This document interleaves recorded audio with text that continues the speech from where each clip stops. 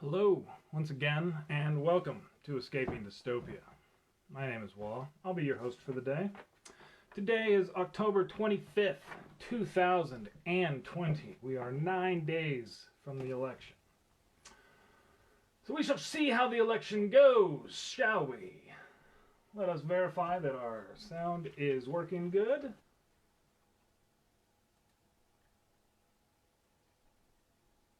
Looks like our sound is coming through fine.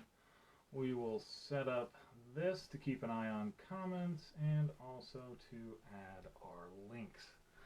Try and remember to do that today. We still are working on our new format, our different things that we're doing here in the house. Welcome anybody who wants to join the show. As mentioned, we are going to be talking about basically 5 different things today. A little bit of Spaceship Earth, as always, because that's where we're at. A little bit about Donald and COVID. The media and our current divide is another big topic we're going to be doing. And then a little bit of reflection on the debates and where the election stands with 9 days to go. We've got water, got some coffee. Got a nice afternoon to chill out for a little bit. So let's talk, shall we? First things first, 2020, September. Warmest September on record. I try and lead with this nearly every show because I think it's by far the most important thing for us to talk about is the state of our climate and our environment, and to continue to watch this. The old adage about the frog boiling in water that slowly heats up, while maybe not technically accurate, it is a good metaphor for that kind of creeping incremental doom that you ignore until it comes on. We are facing here in Colorado the largest period wildfires we've ever had on record. You can go with the notion that this is all because of poor forest management and that people don't know what they're doing. I tend to reject that notion just because there's a lot of really smart, dedicated people across our government and various other facilities and other private functions all trying to do the best they can.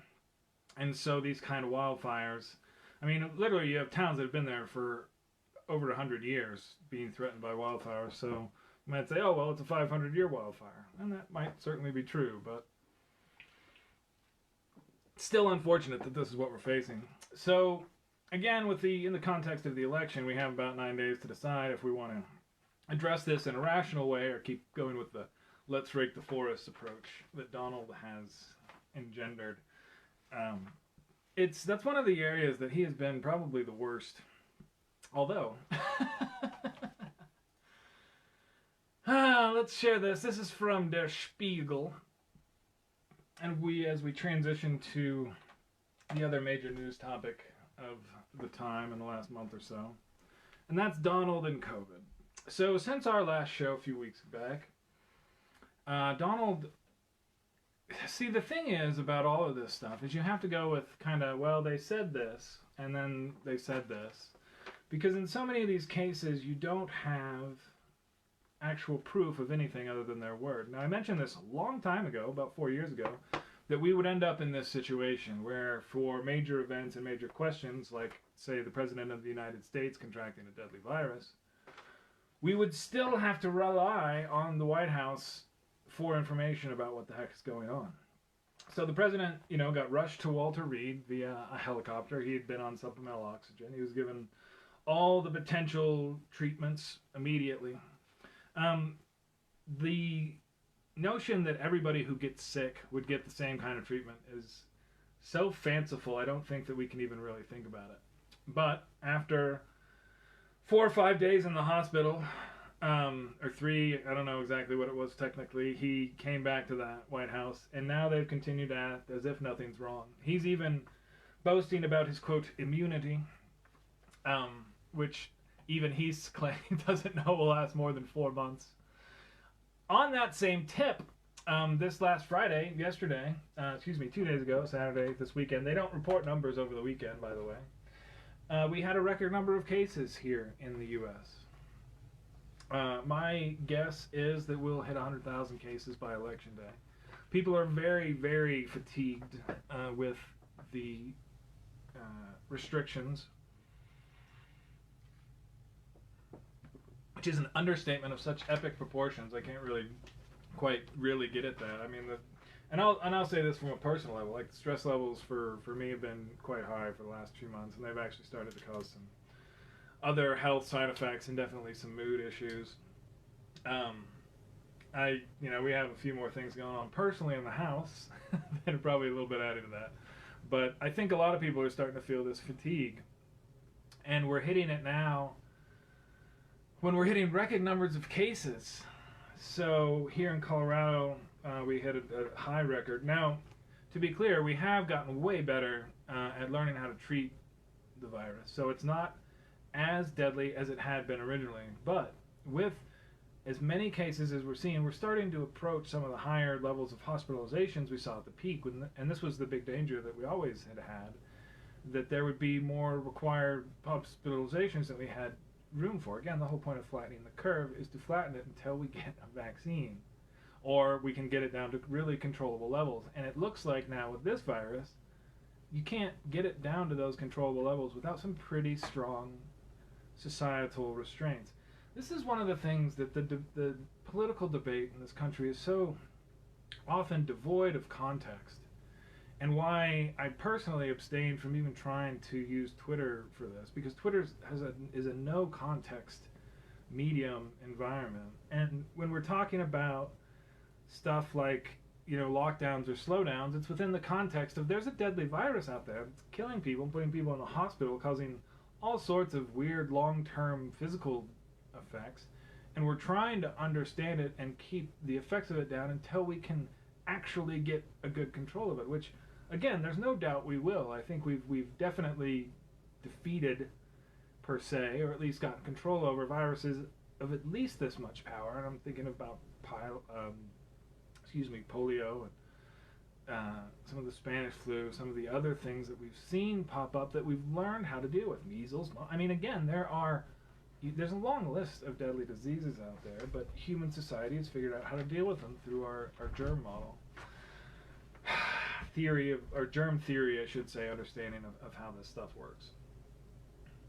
But it takes time. And in our current, instant communication around the globe, our, traveling faster than the speed of sound if you want to, or if you've got the money, kind of thing, people have these expectations that this is going to be able to be dealt with in a manner that the speed at which is just not is implausible. And this is one of the things that Donald has told constantly to his folks, that we're almost there and we're gonna break it soon. And it's just not true. One of the things that we also can't see, and I'll share this is an opinion, there's another tweet about this too, we're not seeing all the government data that we have out there. And this is one of the things that's so disturbing about this again. So we have, and somewhere there's a collection of all the county by county cases and data, and when they were selected. And this is the kind of information that they're not publishing out there in a way that makes it possible for people to build on it. This is why we don't have a national tracing program, or we don't have a national plan even right now to do this. Donald continues, he's freaking out now and calling this whole thing still fake news, how they're just trying to hurt him. He really is literally calling the COVID stuff fake news. And this is where, if you go to him for information and you see this in poll after poll, people have this wildly weird understanding of what's going on here. You're going to see, and this is a pretty easy prediction to make because it's just statistical and behavioral, you'll continue to see that pretty heavy skew towards male, and indeed older male conservatives who are the victims of this. In Colorado, the last numbers, when I looked at it deeply, we continued to show in the U.S. that about 10%, 55-45 skew for male to female. They've got another, I've read some other stuff. I didn't actually save that one to share because I'm not trying to overload you. On some of the stuff, excuse me, kind of lost my train of thought. I was moving on to something else there. But, we'll see in retrospect that this actually did affect older males more specifically. And you'll also see, I think, and this is the big breakdown, is the difference in wealth demographics on who has access to that top flight healthcare and those who don't. And a lot of people who are not faring well against the virus now are not doing so because they don't have access to really good healthcare, or they have to wait. Although generally the plan is now, if you get it and you're not in a risk category, is to wait and then see if it gets bad. I had another friend actually test positive here in Colorado this weekend. CDC expands definition of who is a close contact of an individual with COVID-19. There has been, and I've got the other one here, and I'll share that too, a lot of unfortunate influence on, this is an older story from in September. Trump's health department changed CDC reports to fit COVID, to fit president's message. And this was happening for a long time, and it still is. And this is one of those things that, one of the other sides of the election is, if we ever want to find out what the real data was, Donald has to go, because these kind of situations, they are our civil service, and we're going to talk about that too in a little bit, but they report to and serve at the pleasure of the president in many cases. And that's what actually he changed, so he can make a lot of these all political employees to move them along. But this is the real danger of keeping someone like this in place for so long, who finds, actual, real, accurate reporting to be hurtful because he's, largely incompetent for his position. Moving on. So our next topic for the, one more thing I wanted to talk about, the herd immunity insanity. So part of Donald's stump speech, if you can even call it that, on this whole issue, is that originally there were going to be, 2 million people dying. And this was the original projection from just when we barely knew anything about it. And if the idea is, if we did absolutely nothing and acted like, everything was completely normal and people were still going to, these fully packed 100,000 person stadiums and going into school and auditoriums all day long with 500-600 people and going to huge motorcycle rallies and So one of the things that's happening across the Midwest here in the United States, and this is just for history's sake, is the Sturgis motorcycle rally that they held. Nearly 500,000 people went, and I think there were about 5 or 6 masks in the entire area. And so what happened was the virus, again, and remember, it can incubate for weeks. And so it was all over the place there. And then those people dispersed back, and this is why you've seen in North Dakota, I believe, there's actually a record number in the world as far as jurisdictions, as far as per capita cases. Of course, as we all know, nobody lives in North Dakota. It's like 700,000 people, but it has the highest per capita number of COVID cases in the world for any distinct jurisdiction, comparing states to countries around the world. And that's directly related to this, right? This was a huge kickoff event, and with these exponential curves, when you kick it up like that, and then when you kick it up to the next level, that's what does this stuff, right? And that's what keeps the ball rolling, if you will. Again, if you think of a ball rolling downhill kind of thing, a snowball, it's snowing outside, so it's an easy metaphor for me to conceive of. It gets bigger and bigger as it rolls. And if you, roll it through heavy snow, it's going to get bigger and bigger. And if it's, small, you can deal with it. But if it's big enough, it'll smash your house. So, moving on. The next one that I wanted to talk about is media. And we've got 2 different major media forms nowadays. We've got our social media and our traditional media. We're seeing now this switch over, and just shared a story about Gizmodo talking about Facebook quietly stymied traffic to left-leaning news outlets. In their quest for fairness, both of these sources of media they're what has really given rise to the possibility of having a fascist being reelected in the United States. And it has to do with, mostly their corporate nature, right? Is they're entities that exist to generate profit for shareholders. And because of that, and they don't exist as entities to inform with good information. That's a secondary, if even tertiary point, especially for the social media. Because the social media companies, again, this is all about, just having people being this direct source like you're looking at now, right? The quality of which varies so incredibly wildly, because instead of having a studio set up and all these, this whole production, all these people around and makeup and directors and casts and all that and cameramen and all this equipment, now in this 21st century we have this network ability to set up a little ring light. You've got a nice, my camera phone, right? phone, And the network, of course, being the aspect of this, the media network being, of course, the small, tiny resources used by this company, Facebook, that I'm, using right now to live cast the show. So the model has been very interesting, it's very changed, and dealing with that has been difficult. There's another story here. It talks about the Pittsburgh Gazette. Because one of the things that's happened, and this is about how an editorial in the Pittsburgh Gazette condemns Facebook, right, for stifling free speech, when in fact Facebook, being a private a public company, but still a corporation that's goal is to make money, it's not to not. And even this, the whole censorship word is a word that's generally applied to the government doing stuff. And in most of these cases, what Facebook and others are doing are de-emphasizing stories. Now, one of the things that comes very clear about that, and the president has brought this up, this section 230 of the FCC code, it has to do with carrier status and common carrier status, and whether or not an online entity is responsible for what people post there. And we'll probably talk about that later at some point. This is something I've talked about. I remember when they came up with all this, and the idea, of course, was to prevent someone from, say, going on your website, posting a bunch of illegal material, and then suing you for having a bunch of illegal material on your website. There's a line, right, between the people who put something there and the company that hosts it.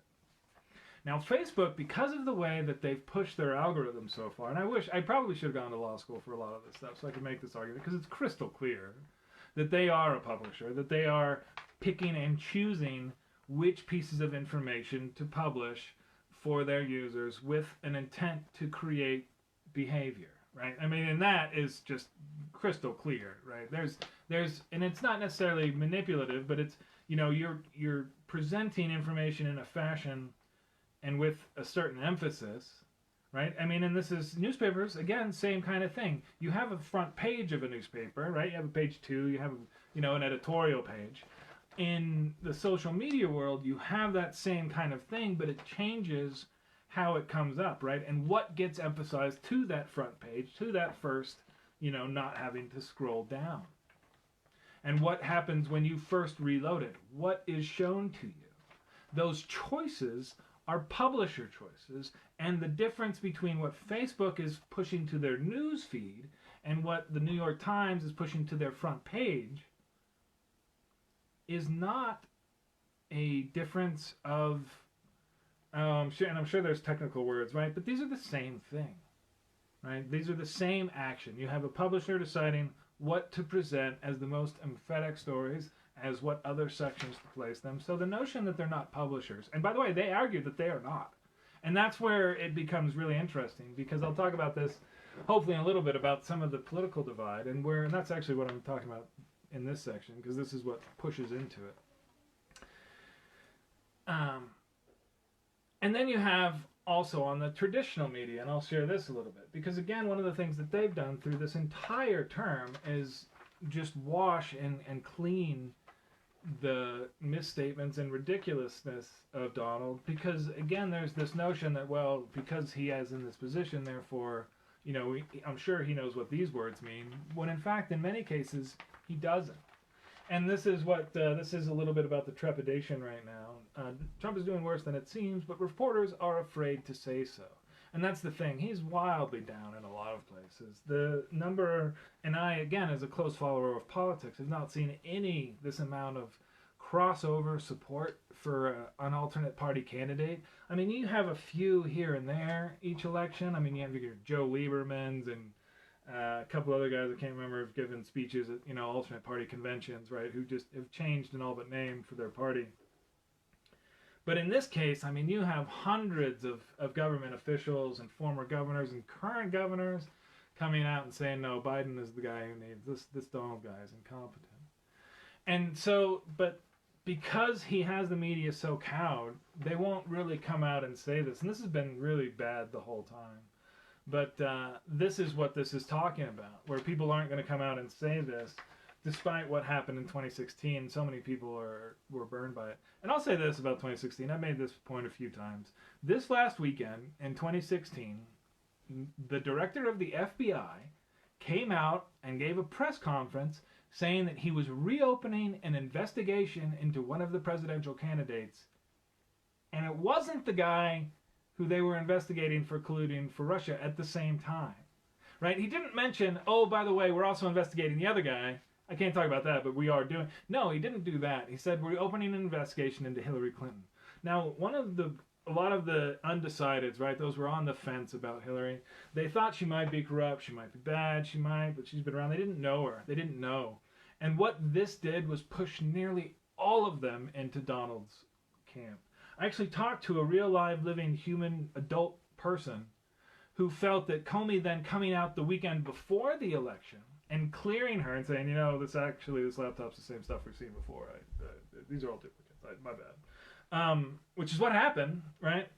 He basically saw that as the deep state covering for Clinton, not as clearing her that there was never anything here, but in fact further evidence of her corruptness. None of this is happening with Joe, although they're trying to do pretty much the exact same thing. Now, this should be wildly clear to anyone that this is ridiculous, but because of the divide, because of the media divide in the country, we don't have a way to see that. Recall, and I make this point whenever I need to, but everything outside of your direct five senses comes to you through some form of media, be it a book, song, story, TV, internet. All of these, media is a word for basically voices coming to you from outside of the world. And everything we know about it. So this is why Donald has worked so very hard to demonize the traditional good, what I call the corporate media even. And it's actually this is what's wild too, because it's actually generally sympathetic to his point of view. But by demonizing them, he allows them to establish, and he'll reference like a New York Times story or a Washington Post story or a CNN story when it suits him. Right? But at the other times when he does not, then that's fake. So you get to take the credibility and also use it against themselves. Now this brings us to this 60 Minutes interview, which I guess will be airing probably this evening, or unless they're saving it for next week, where Donald ends it early because the person who he gave this strategy to in 2016, Leslie Stahl, is now calling him out on it and basically pushing back slightly on his notion that he's done everything perfect and is amazing. He's not. And this is where, like, this media bubble that he's lived in has been really unfortunate, I think, for all of us. And I'll share this. The MIT Technology Review, this is the other story I'm going to share right here, is the biggest amplifier of White House information. Mail-in voting is being unfairly undermined, and researchers say it's the U.S. media, not social media platforms or foreign powers, doing the most damage. See, this is what's happened, too, is that people are blaming social media and stuff for this, but in fact, when people uncritically repeat the president's tweets on national news, that's quite a bit more reach than that tweet would have gotten in the first place. And so each one of these amplifications is what's really done this stuff. And because we don't have, had there been like in the 1950s, this wouldn't have been possible. Because the three network news anchors would have been like, this is ridiculous, and he would have gotten past joke status.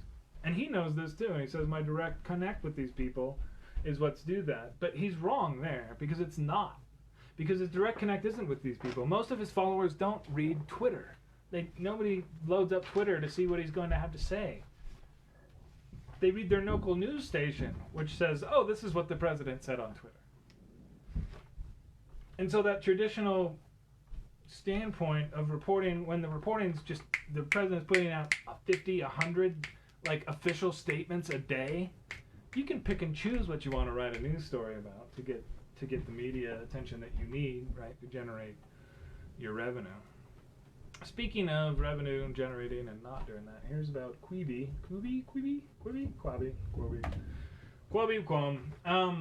I never heard about them for any kind of news thing, which is ridiculous because if you're talking about 5-10 minute segments of information, the fact that Quibi News was not the biggest thing that they had is why they failed. So sorry, whoever was doing that, you guys did it wrong. Should have done news first. And that's the thing too, because you could actually have like if there was, and maybe there was a Quibi News, I don't know, Quibi News. This would have been really perfect. If I can buy a Quibi for like $5 or whatever, I would turn it in, and that would make it the news thing. Because again, you can find, and this is what I'm working on late into the evening when I'm not doing other stuff, is a platform for kind of evaluating and promoting social media.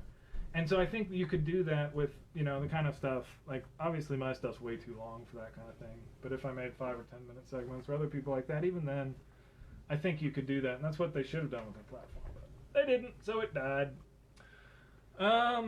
So, talked a little bit about this. Oh yeah, so here's the thing that's happened because of all that, and this is our divide. Oh wow, yeah, this story. So this story is just wild because it talks about where some of our political divide comes from, and it comes from some of the religion stuff that should be bringing us together, because they actually use some of these social media platforms to target more specifically individuals. Now, one thing that social media does have over traditional media is the ability to micro-target wildly better, and to build these profiles not in a general sense of who might be watching this show, but of I need 100,000 people who are having substance abuse issues or marital problems or debt issues or some sort of deep, you know, emotional distress, and we'd like to reach out to them to help them. And that's what they did here. And that's what they brought them into the churches first, and then started to bring them into the politics next. And this is one of the things that's really, really just disturbing, and why you're getting stuff like this, where a pro-Trump parade of cars crashes a Biden drive-in rally. And they start doing this driving around places and honking. This happened at one of the early voting places where they were trying to give early voting instructions to people, and these cars were honking and being so loud they couldn't give early voting instructions. But that's what happens when you have this just full emotional appeal for a political situation for a lot of issues that are really pretty complex and can be to really get into it. But then if you can just wipe all that away and just say, no, you gotta vote for Republicans or you go to hell, I guess they found it to be really effective. And that's what's really driving a divide. I mean, there's this story here.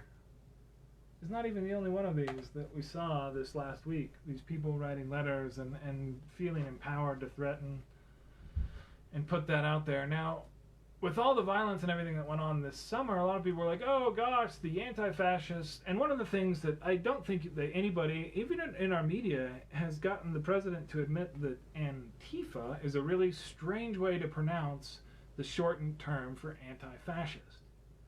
And they try and say it like this, it's like some foreign word or foreign Antifa. It's Antifa, anti-fascist. And that's one of those things that's this really weird kind of pronunciation twist that has caused a very weird dynamic this summer, where you have a lot of people who support Donald and his fascism thinking that the people going against him are actually causing the violence. And now this has happened enough that we have these stories coming out, and we see that most of the violence is coming from these right-wing agitators. And it's coming from, this is an AP study, and let me see if I can find the right part of this.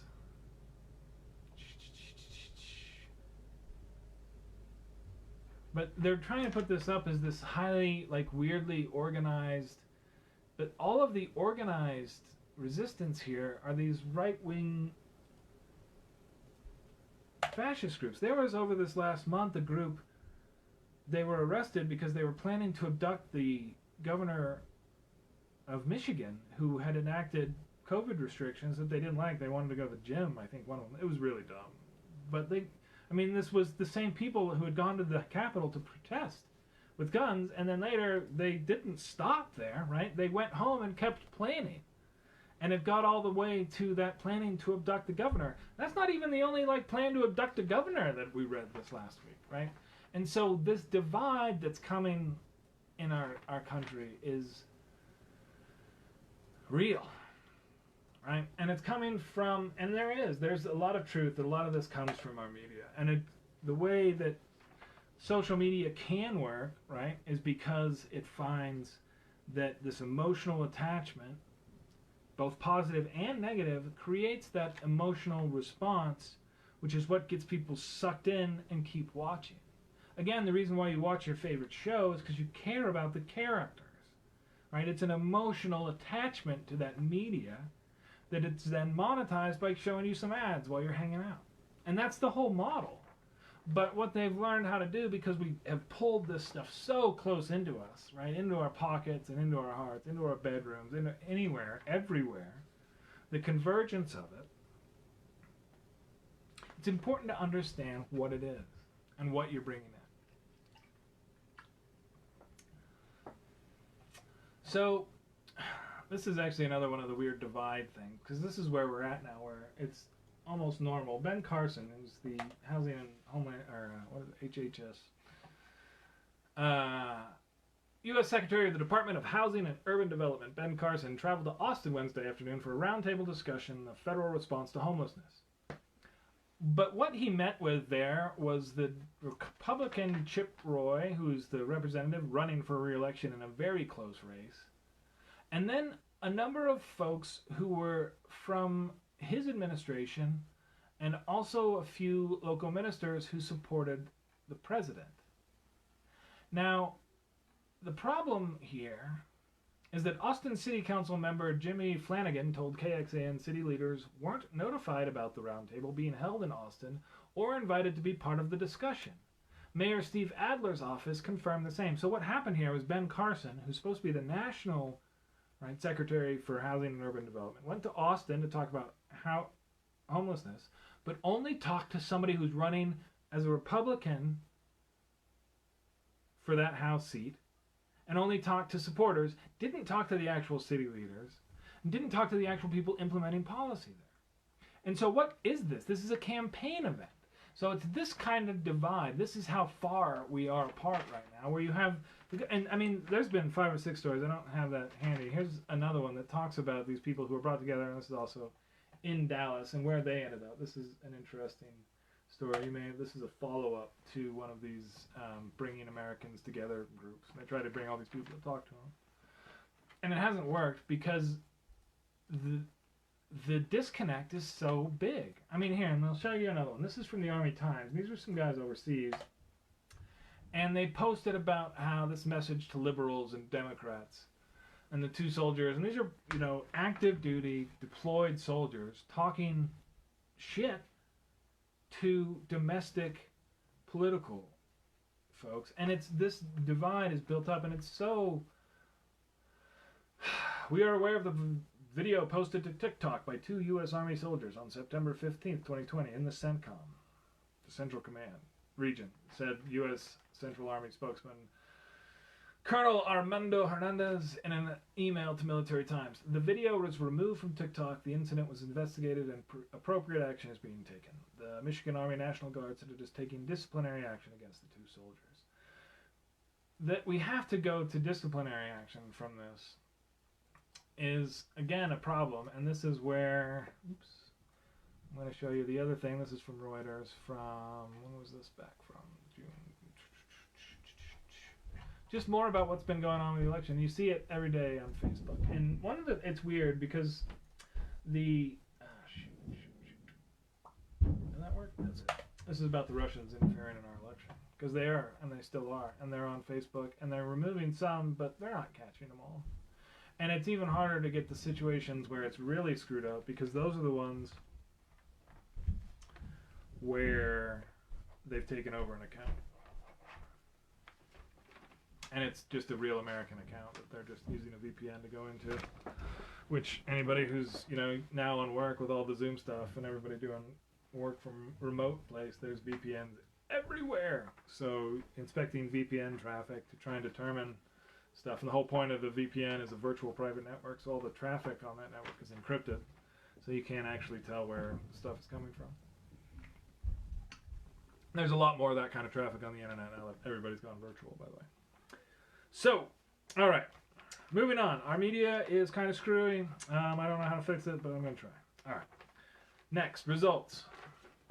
So this is Donald's results for however long he's been president now. Now, it's been 4 years. I think a lot of people didn't quite know how long that could be, but it's been a while. I've got some things here to talk about. He actually this last week pulled out his big destroying the quote-unquote deep state thing. What this is a plan to recategorize a great many of government employees as a certain scheduled type of specific political appointee working on policy, so then they can be removed or fired unceremoniously because they're no longer needed, as opposed to being someone who is, say, an expert and is actually a civil employee as part of a union, that in order to be fired you have to have some sort of actual reason to do so, as opposed to they said something I didn't like, which is where he's trying to move to for the entire civil service. This happened actually this last week. This is one of the big results that he's done. Basically, all of the work that he's done and everything, this is why it's going to be, why this election is so important. Because he's been unable and unwilling to work with the legislature to actually pass laws, right? All they've been doing is doing executive actions and packing the courts. And so the plan here is then these executive actions and packing the courts. Well, who's going to say that the executive actions are fine?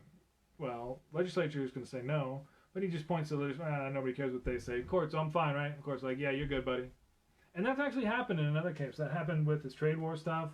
As we pick up the pieces, so there's going to be two ways. After the election, we're either going to start analyzing all the norms that were smashed and whether or not we want to replace them. Because the Republicans have essentially said the president can do whatever he wants, period. And if Donald wins, right, then that is where we're at. So it's either going to be a question on if we want to try and go back to the regular norms, which is difficult because anytime somebody else has breached the walls and are giving you free access to power, is very, very difficult to, from within that new position of power, to rebuild those walls.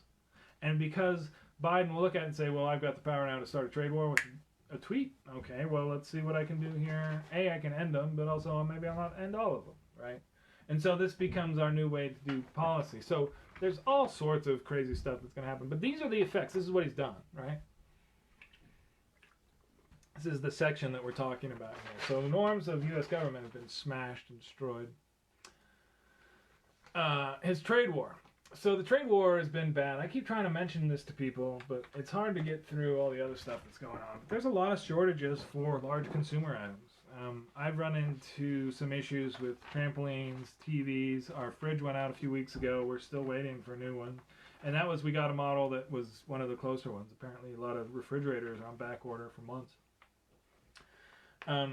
Because of the global supply lines have been cut by two things, right? Both COVID and the trade war, and trying to determine which of which is actually causing the issue at the moment is difficult. But as China has recovered mostly from the virus and is actually flaunting that, it becomes clearer and clearer what it actually is that's causing this disruption to supply lines, and it's this trade war. China, by the way, is gearing up pretty hardcore for an actual war. And because Donald has done such a poor job of managing this one, the new president's going to be coming into a position where they are in a much, much weaker place than we were before. Where we were before was we had basically every country surrounding China on the Pacific Ocean. You remember this? The Trans-Pacific Ocean Partnership?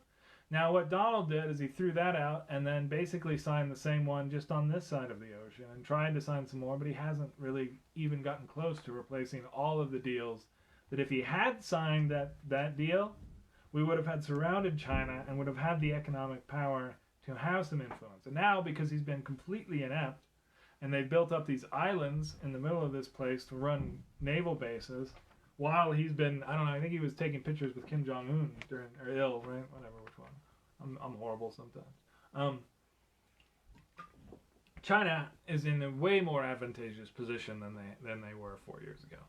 And so confronting them from this position, where we are in a position of less strength than where we had been prior, leaves Biden with less good options. So, trade war sucks. Intelligence officers. This is where else we are. They can't even tell the president that what's going on with Russia because of his personal affection for, and I think subservience to Vladimir, to whom he owes, who knows? We don't know. We don't know what he knows. We don't know what he has over him because he's never come clear. remember before the 2016 election, he said, I will release my tax returns after you guys elect me, because then what do I have to lose? Well, it's come clear now that what we know about his tax returns, and I've read these stories. So basically it comes down to, he tried to claim $100 million loss, or that was the portion of the return he wanted to get after his public company went bankrupt. Now, the reason he did this, because it went bankrupt before, but then Obama signed the legislation in 2009 that let people go back. And so he tried to go back and claim that he had abandoned this business, didn't get anything for it, and there was going to take the tax hit. But the thing is, he did get paid for it. And so they ran this scam where he tried to get a $100 million tax return on not a real loss. And so he took that as a huge return, and that's why he hasn't been paying taxes, because he had that extra money. But it's all bullshit. And that's what the quote audit is them trying to figure out if he would actually qualify for this thing when he actually did not abandon his business. He actually signed the deal that disillusioned the business. He didn't just walk away from it, because that's the whole idea, is you walk away and then you take a loss, but he didn't just walk away. So anyway, that's what's at the bottom of that whole tax thing. I know it's kind of been a little confusing and complicated, but it's complete bullshit that there's any kind of actual audit going on. He ran a scam. He got caught. They were negotiating a deal for how much he would have to pay back.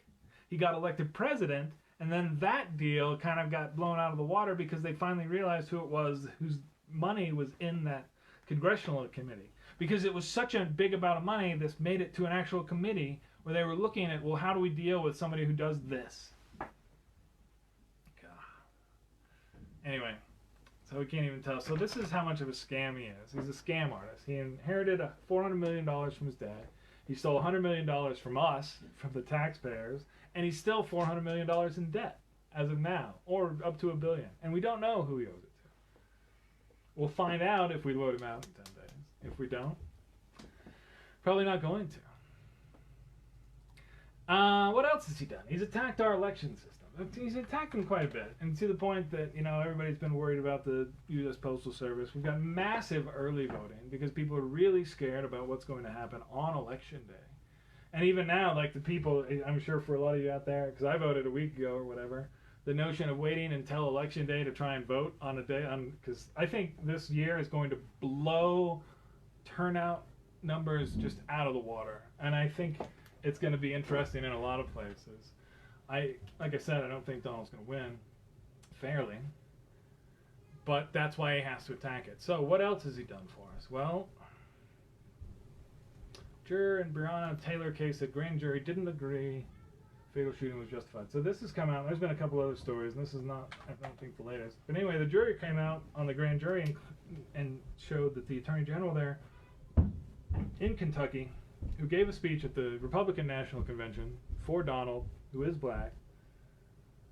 Mitch McConnell was at his wedding, by the way, this summer. He did not even present homicide charges to the grand jury.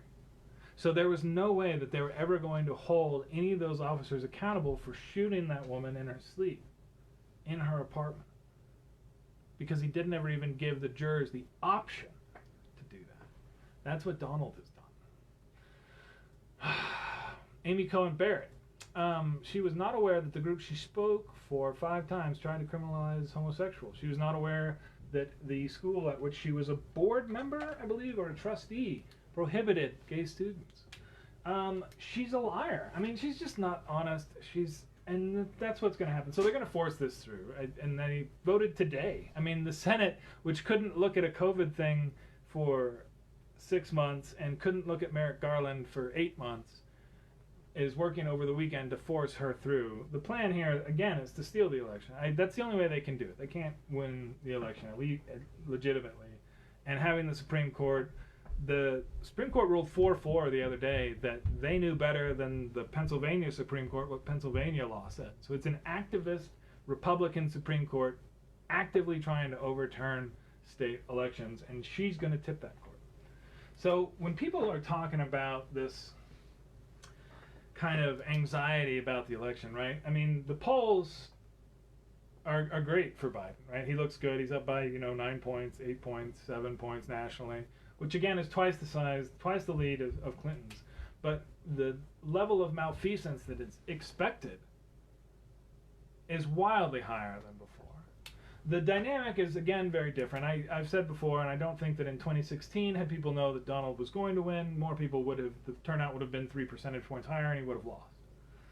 So I'd think that naturally even then, but things have changed quite a bit dynamically. Remember, people then, were remarking what a horribly bad candidate he is, but now folks have realized that he literally can shoot, he can assassinate people against international law. He can't, and he's not going to lose people. He can't start a trade war with the start of a pen with Canada. He started a trade war with Canada. So anyway, they're about to force that through. Our jobless claims are at highs again. We have, millions of people out of work. They haven't passed any more economic stimulus, so the folks who lost their job early in the pandemic and have not yet been able to reestablish consistent work are really pretty desperate. And there's a lot of really rough living out there right now. And the only way we're going to get it going again, is to get control of this. And they're not even trying. We're at record cases. So that's where he's left us after 4 years, is in this dystopian state where we have these trade wars that are unwinnable. We have this virus that's out of control. We have unemployment blowing out of place. His supporters are becoming increasingly violent, and they all think he's done great. That is perhaps the most baffling thing about it. But once you have a media, an understanding of how people construct an image of the outside world only through the media they consume, you can at least understand it. And this is one of the things it's very different for me. And we did some work on the, by the way, vote no on Proposition 115 here in Colorado. It's a fairly dishonest proposition. But my wife and I did some training on how to do some messaging for this, because we were we participated in some of the advertising for this and some of the fundraising around getting more advertising to win on this issue. And one of the things that they talked about in some of the training stuff was some having empathy for other folks, for the other side. And I'm not going to be weird, but this was, my wife was like, and other folks, she's not the only one, were like, oh, wow, I hadn't really thought of that. And I was, and not quite that, but, what? They really have an idea that they think they're right. And I was a little bit kind of blown away, because I've always approached this political discussion and understanding from the notion that other folks are generally rational. They generally have the same brain that I do. We have the same DNA. We have the same number system. We have the same physics. What is different is the information that we're processing and the information that we're using to build that model of what the other world looks like, what the rest of the world looks like. And that information of how the rest of the world works, that comes through our media. And that our media is very bad right now. And that's where this comes from. So this notion, and people talk about it, oh, the other side is evil and they're horrible. And I fall into it, obviously as much as anybody else, because I'm as human as everyone else in this discussion. But you have to understand, you have to have the empathy there, and you have to understand that if you had that information, you would probably feel that way. And that's the thing that's really hard to get at, and how to get that information into those minds. And that's where, again, Donald's attacks on the media have been so important to keeping the cult in his hand. And they are in his hand. But they keep shrinking. As the debates illustrate, we're going to go to our last step here, because we've covered, I think, most of the stuff that we wanted to do. The first debate, as many of you may or may not remember, was Donald constantly interrupting. Biden couldn't finish a single sentence, couldn't make a major statement without being interrupted. It was very embarrassing. Everybody called it an embarrassment, a shit show. It was horrible. Chris Wallace, who's a Fox News anchor, was basically running it like a Fox News roundtable show, where everything was, from that conservative assumption perspective, where and this is, I've talked about this earlier tonight, but that context-free notion of policy discussion, where you're talking about someone wants to raise taxes to bring in some revenue to pay for things or whatnot, and you act like this happens in a vacuum, or they want to cut taxes, and it's like, well, what are you going to cut for the spending, right?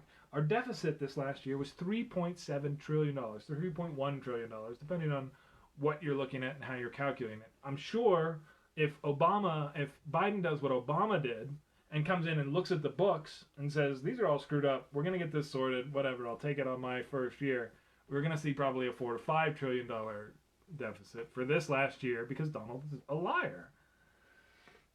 But so we had the debate. The first debate was horrid. Then Donald got COVID. We don't know if he had it for that debate or not. That threw everything into a tizzy for a while. Eventually, they said it's going to be a Zoom debate. Donald flipped out and said, no, I'm not going to do that. And so they ended up canceling the second debate. The guy who was supposed to be the moderator of the second debate, Steve Scully, ended up getting suspended from his actual job because he tweeted what was supposed to be a private direct message to Anthony frickin' Scaramucci about advice on how to deal with Donald, on whether he should even try and confront. So, but he actually posted it to his real Twitter account. Then he claimed he was hacked. I know. This is all, you're like, what? This didn't happen, Roy, did it? Yes, this happened. This was the moderator of the second debate. He got suspended after accidentally sending a tweet to what was supposed to be Anthony Scaramucci. First debate moderator, Chris Wallace, anchor of Fox News. Second debate moderator, Anthony Scaramucci, buddy, right?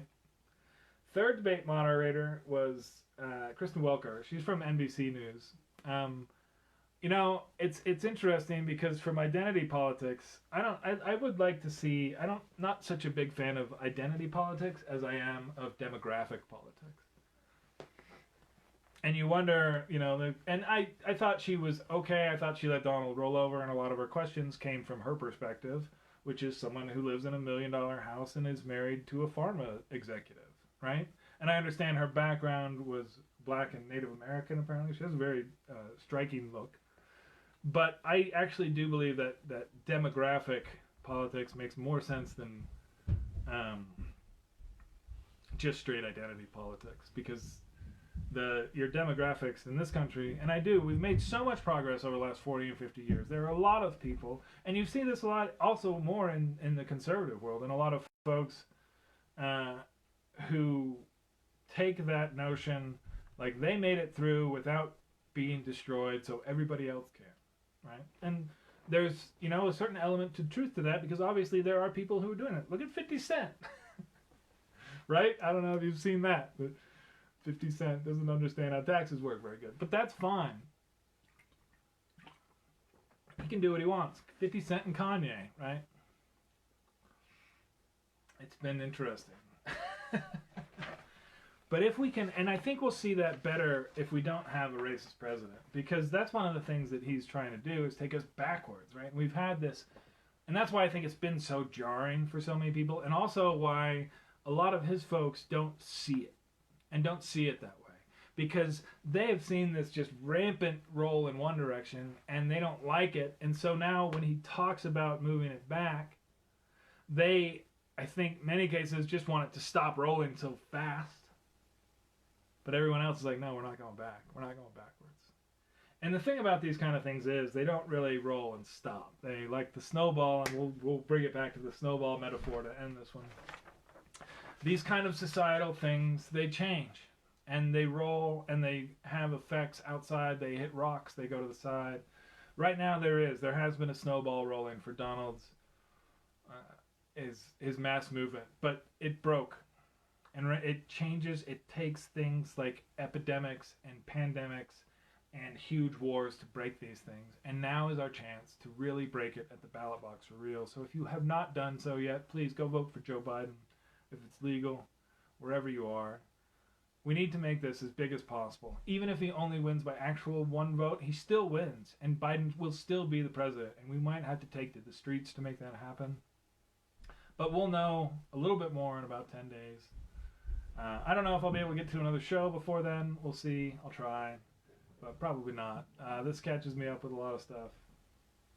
Our family, we're like T-minus just days, if not hours, to having a new baby. So I don't know when I'll be able to do some shows again. But like I said, this has been an interesting 4 years. This is our chance coming up now, here in the next week and a half, to escape this dystopia in the most rational, normal, easiest way possible, which is at the ballot box. Because from here, if we don't do it that way, it's gonna have to be a street thing, and that's just not gonna be fun.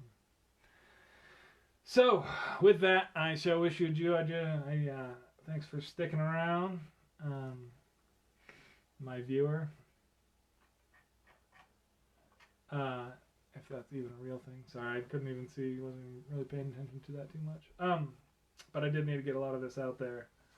For the record, it's been 4 years, and we are in a dystopia. So let's escape. Peace out. Y'all have a good week. Vote for Joe Biden. Be good to each other. Try and understand folks. But that doesn't mean you have to agree with them. And that's the difference. You can understand someone and be like, I see where you're coming from, but you're a freaking nutball, man. All right. Take care. You have a good one.